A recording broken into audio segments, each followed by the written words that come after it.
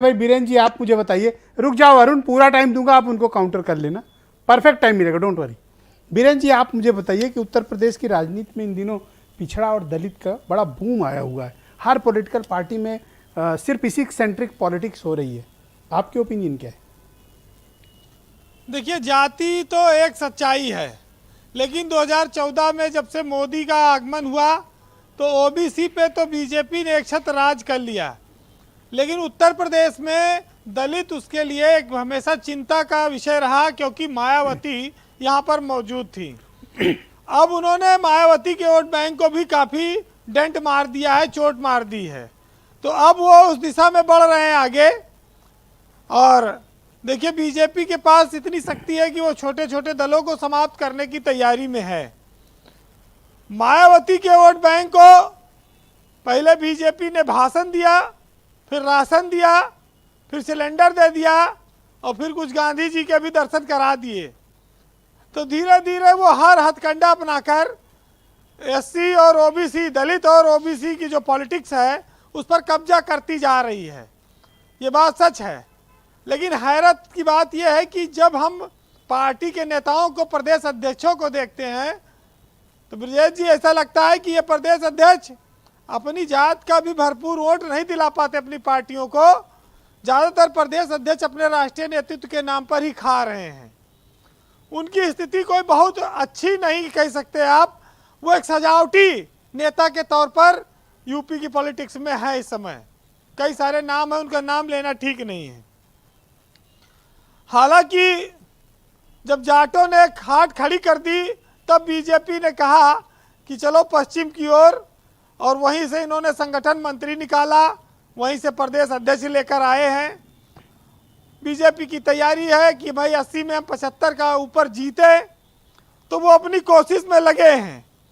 लेकिन उससे भी ज़्यादा महत्वपूर्ण यह है कि एससी ओबीसी वोट जातिगत समीकरण तो बीजेपी के साथ है ये है, लेकिन जो सीबीआई और ईडी का जो समीकरण है ये भी बहुत तगड़ा है। इससे भी नेता बहुत डरते हैं, ये भी बहुत वोट दिलाता है। तो कई सारे फैक्टर उनके पास हैं और लोग जानते हैं। आसिम बकार साहब को लोग कहते हैं भाई इनकी पार्टी वोट कटुआ है, ये वोट काट के बीजेपी जिता देते हैं, मुसलमानों को वोट काट देते हैं। अब वो भी अपनी पार्टी खड़ा करना चाहते हैं। लेकिन आप ये देखिए कि 2024 का जब लोकसभा चुनाव होगा तो राजभर की पार्टी का बीजेपी से गठबंधन कब होता है और कितनी सीट पे होता है, ये भी आप देखिएगा, तो थोड़ा और रोचकता आएगी चुनाव में।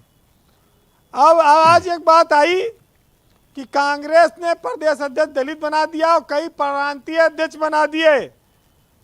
वो जानती है कि अकेले कोई नेता इनका कुछ कर ना पाएगा, पद बांट के रोके रखो जो नेता दो चार बचे हैं। तो उधार के नेताओं से जो सियासत चल रही है कांग्रेस की, वो कहते हैं ना कि आपकी अपनी हैसियत क्या है और आपकी डिमांड क्या है। उत्तर प्रदेश में विपक्ष का अगर बेड़ा गर्क किया किसी ने तो कांग्रेस ने कर रखा है। गठबंधन किसी से करेंगे नहीं, करेंगे तो इतना मुंह फैला देंगे कि सामने वाला छोड़ के भाग जाए, और मुकाबला करेंगे मोदी से। एक सीट है, कहा थे 2 विधायक हैं, मायावती के पास 10 सांसद हैं, इस पर नहीं बोलते। आप मायावती के एक विधायक को तो याद रखते हैं, सांसदों को भूल जाते हैं। ब्रजेश जी, यूपी में बीजेपी जानती है कि ये कांग्रेस मायावती से ज़्यादा उसको लड़ना अखिलेश यादव से है। 111 विधायक हैं उनके पास, जनाधार है उनके पास। बीजेपी और सपा का मुकाबला होगा लोकसभा चुनाव में। ये लोग गठबंधन में जिनको आना हो आए, बीजेपी के साथ जो गठबंधन में नहीं है, अगर आप देख लीजिए निषाद को या अनुप्रिया पटेल को, तो छोटे दलों की क्या हैसियत बच रही? या तो वो सपा के साथ जाएं या बीजेपी के साथ जाएं, दो में से एक जगह आपको रहना पड़ेगा, आपकी मजबूरी है। दलित वोट का लोग व्यापार कहते हैं, दलित वोट, ओबीसी वोट को लोग आज आज़ादी के बाद से ले रहे हैं, लेकिन दलित और ओबीसी की स्थिति क्यों नहीं सुधरती?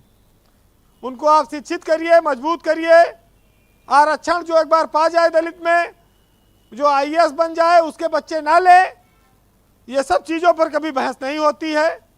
आप देखिए कितनी विचित्रता है। कुल मिलाकर आप ये कह सकते हैं कि हम दलितों के घर नेता बहुत खाना खाते हैं। कभी दलितों को अपने घर भी बुला के खिलाओ ना, वहाँ नहीं बुलाते भाई। 4-5 साल से खा रहे हो, तब दलित भी कह रहे हैं हमें भी बुलाओ, हम भी ज़रा देखें, मेज कुर्सी बैठ के खाएं। अगर ये चीज़ शुरू हो जाए तो ये जो 17 जातियों को एससी वर्ग में शामिल करने के लिए कोशिश चल रही है, हंगामा चल रहा है, इसकी जरूरत ही ना पड़ेगी।